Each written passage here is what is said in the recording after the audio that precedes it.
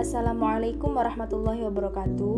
Kami dari kelompok 6 yang terdiri dari Lina Afkarina, Maufirotul Firmaning Lestari, Mahda Maulidia, dan Maulida Putri Rizkia akan mempresentasikan tentang sistematika karya ilmiah. Nama saya Lina Afkarina dengan NIM 20410104019 akan membacakan materi tentang pengertian dari sistematika karya ilmiah dan sistematika karya ilmiah. Pengertian sistem. Sistem berasal dari bahasa Latin yaitu sistema dan bahasa Yunani yaitu sustema adalah satu kesatuan yang dihubungkan bersama untuk memudahkan aliran informasi, materi, atau energi untuk mencapai suatu tujuan. Apa sih sistematika itu? Sistematika merupakan suatu penjabaran secara deskriptif tentang hal-hal yang akan ditulis yang secara garis besar terdiri dari bagian awal, bagian isi, dan bagian akhir. Lalu, apa itu karya ilmiah? Karya ilmiah berasal dari bahasa Inggris yaitu scientific paper adalah laporan tertulis dan diterbitkan yang memaparkan hasil penelitian atau pengkajian yang telah dilakukan oleh seseorang atau sebuah tim dengan memenuhi kaidah dan etika keilmuan yang dikukuhkan dan ditaati oleh masyarakat keilmuan. Jadi, sistematika karya ilmiah ialah cara penyusunan dan penulisan suatu karya ilmiah dengan baik dan benar, atau bisa disebut juga dengan penulisan dan penyusunan yang sesuai dengan aturan. Di sini nama saya Maufirotul Firmaning Lestari dengan NIM 20410104014 akan melanjutkan materi tentang cara penulisan sistematika karya ilmiah yang baik. Sistematika penulisan karya ilmiah sudah tidak asing lagi bagi siswa, karena hal ini merupakan sebuah tugas yang harus diperhitungkan, sehingga dalam pembuatannya juga akan terlihat lebih rapi. Ketika akan menulis karya ilmiah, maka segala sesuatu harus diatur dengan baik dan benar, sehingga dengan begitu akan membuat karya ilmiah tersebut menarik dan mudah dimengerti oleh pembacanya. Berikut akan membahas tentang cara penulisan sistematika karya ilmiah dengan baik dan benar. Di antaranya, yang pertama, ukuran huruf dan font. Font merupakan desain untuk serangkaian karakter. Font adalah kombinasi dari jenis huruf dan kualitas lainnya, seperti ukuran, tebal, dan jarak. Misalnya, Times New Roman. Times New Roman adalah jenis huruf yang menentukan bentuk setiap karakter. Pada Times New Roman, ada banyak font untuk dipilih. Ukuran yang berbeda, miring, tebal, dan sebagainya.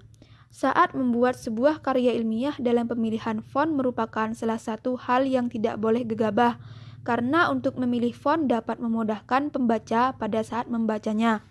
Ini adalah contoh tulisan format Times New Roman ukuran 12. Yang kedua, spasi.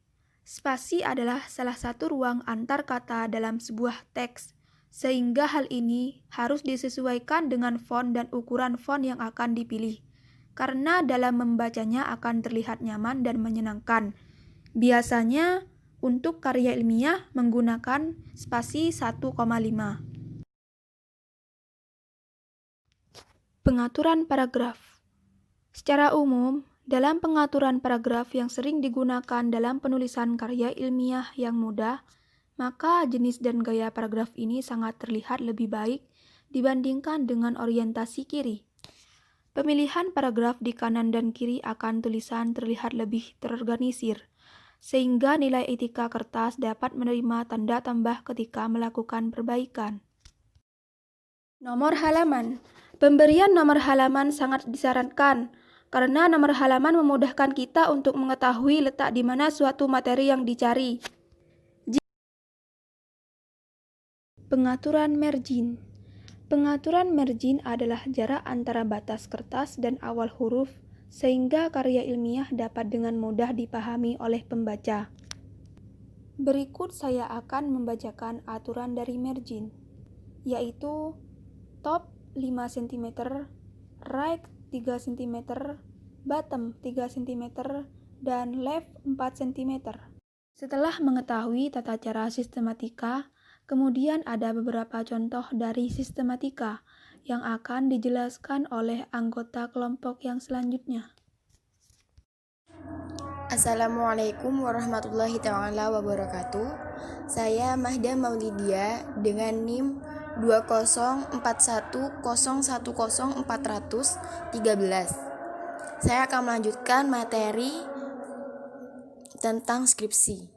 Skripsi adalah istilah yang digunakan di Indonesia untuk mengilustrasikan suatu karya ilmiah yang berupa paparan tulisan hasil penelitian sarjana S1 yang membahas suatu permasalahan atau fenomena dalam bidang tertentu dengan menggunakan kaidah yang berlaku. Skripsi di bagian awal terdapat halaman judul atau cover, lembar pernyataan, lembar pengesahan, abstraksi, kata pengantar, halaman daftar isi, halaman daftar tabel, halaman daftar gambar, daftar grafik, daftar diagram. Di bagian tengah terdapat pendahuluan, latar belakang, rumusan masalah, batasan masalah, tujuan penelitian, metode penelitian, sistematika penulisan. Di bab 2, landasan teori, bab 3, metode penelitian, bab 4, analisis data dan pembahasan, bab 5, kesimpulan dan saran. Di bagian akhir terdapat daftar pustaka dan lampiran.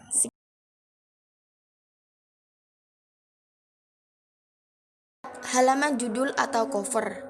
Halaman judul ditulis sesuai dengan cover depan sesuai aturan yang ada.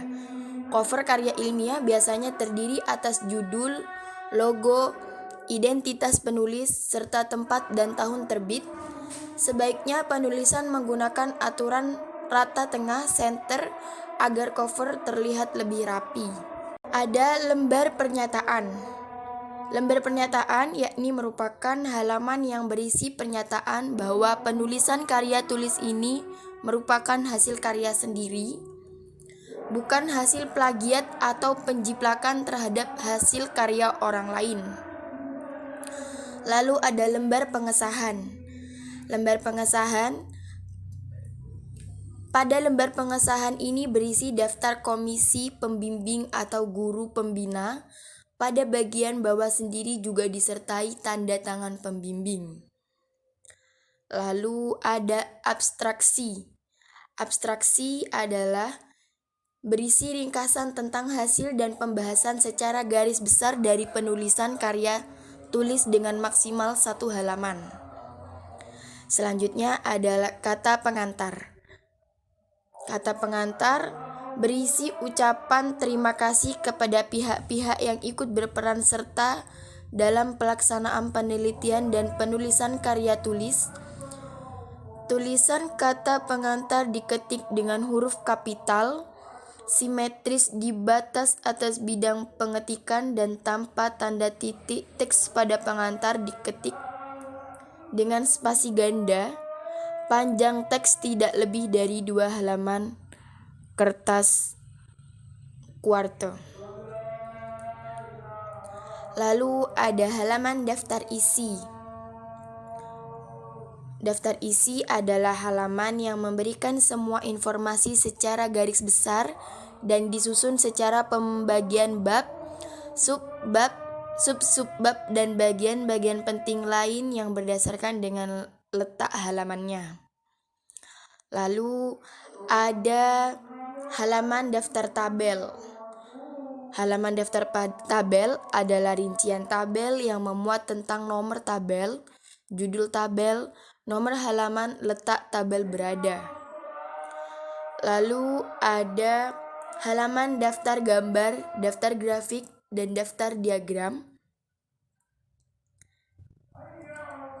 Ialah rincian tabel yang memuat tentang nomor gambar, judul gambar, nomor halaman, letak gambar berada. Halaman daftar lampiran. Halaman daftar lampiran adalah rincian tabel yang memuat tentang nomor lampiran, judul lampiran, nomor halaman, letak lampiran berada.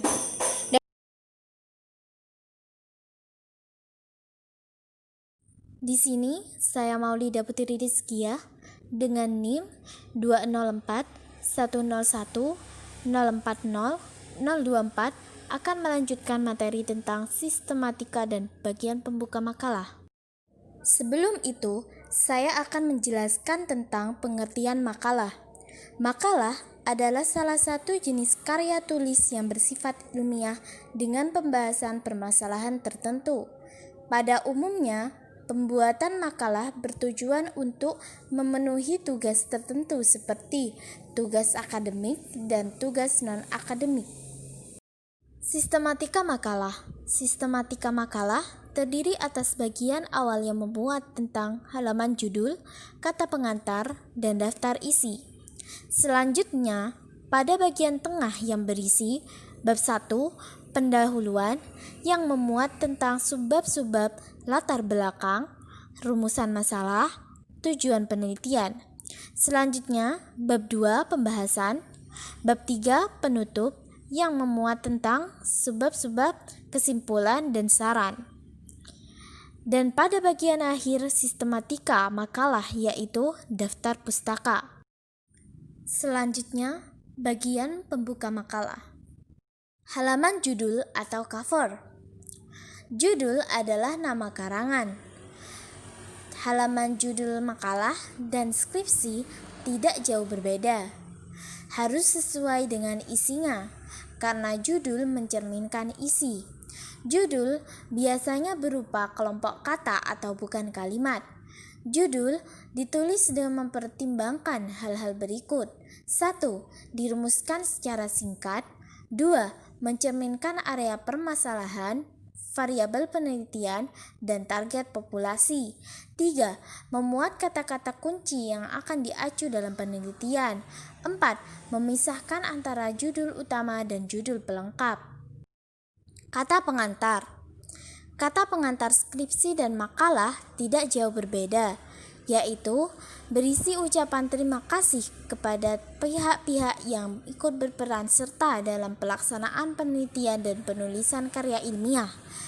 Kata pengantar skripsi maupun makalah memiliki fungsi yang sama, yaitu sebagai pengantar agar pembaca memiliki pandangan umum terhadap makalah yang dibuat. Daftar isi.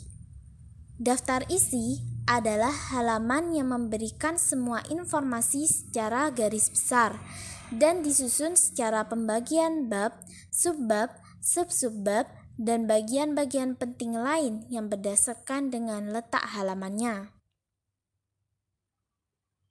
Kesimpulan yang kami dapat pada presentasi kali ini adalah sistematika karya ilmiah adalah cara penyusunan dan penulisan suatu karya ilmiah dengan baik dan benar, atau bisa disebut juga dengan penulisan dan penyusunan yang sesuai dengan aturan.